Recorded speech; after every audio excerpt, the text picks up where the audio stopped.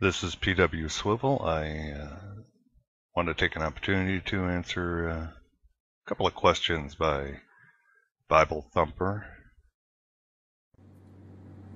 Surprisingly, I have been called an atheist many times by people who claim to be atheists.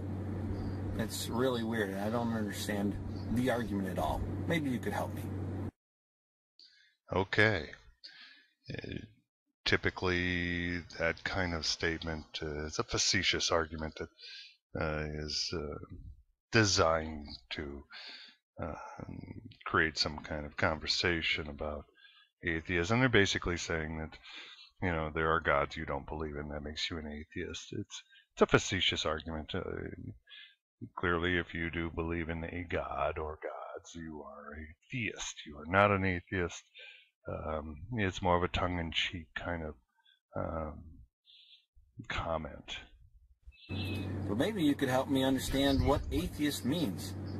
It used to be that if you claim to be an atheist, you subscribed to the thought that God does not exist. That was your stance. God does not exist.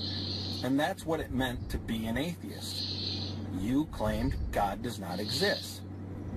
Well, some atheists actually some people started thinking about it and realized, hey, that doesn't really make sense because I don't have all knowledge, all possible knowledge. So I don't know when it was, maybe you could tell me, when was the definition changed to lack of a belief in God? Well, the definition has never changed.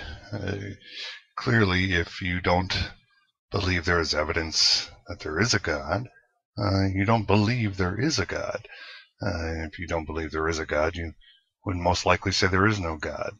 It's really not a difference. It may be a difference in semantics, but the actual definition hasn't changed at all. It's no different than, say, I don't believe in leprechauns. I don't think they exist. It's simply because I don't see any evidence to support that. It doesn't really matter what the issue is.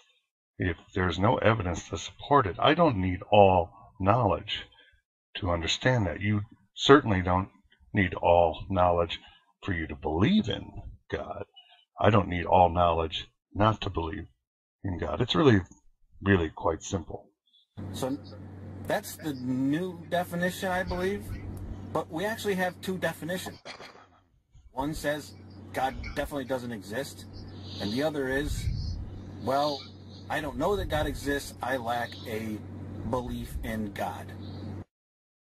No, those are still examples of the same singular definition.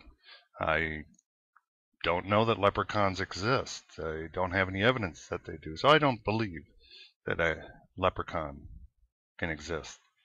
It's really just a matter of talking about the same thought process.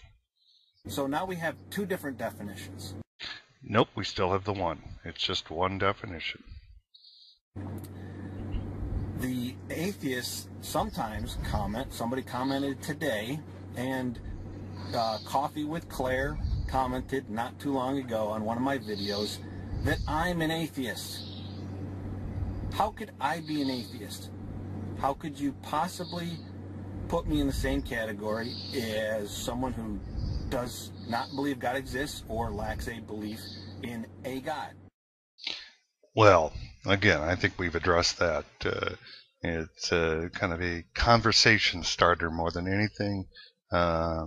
It's not an argument I would use, but you kind of get their point that there are lots and lots of gods, and you don't believe in those gods.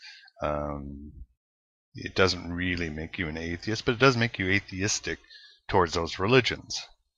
How can you put me in that? Here's the comment that I got today. The comment I got today is, you're actually an atheist yourself.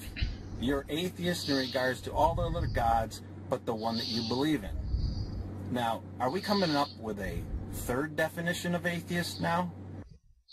Nope. We still have the single one definition.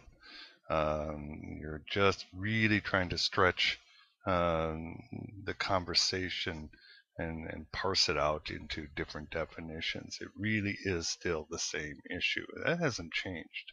Whereas we've got the first one, the second one, and now we have a new one that says you're an atheist if you only believe in the one true God, Jesus Christ.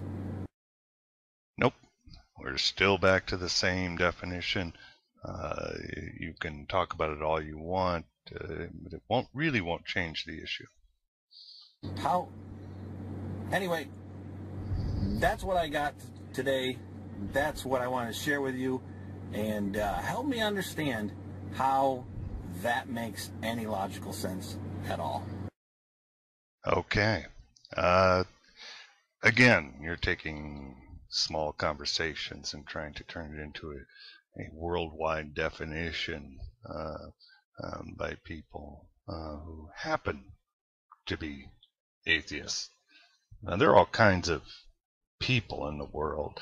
It really doesn't change the issue. There are Christians like the Westboro Baptist Church, or the Pope, or pedophile priests. That really doesn't, I would think, not change your view of Christianity, or your definition of Christianity, or the Christian beliefs of the majority of people in the world that are Christian. But there are people out there who do have different opinions and voice it differently. Those are the people you've had contact with. I would just take everything with a grain of salt and try to stick with the basic premise of the idea rather than trying to attack the argument of atheism through the comments of a few people. I certainly wouldn't assign the beliefs and the actions of the Westboro Baptist Church to you, or the Pope's position on certain things to you, or pedophile priests, or Ted Haggart and his hypocrisy to your belief system. I think you have to be a little careful about that, making those arguments in that way. I hope this clears it up for you. If not, please call again.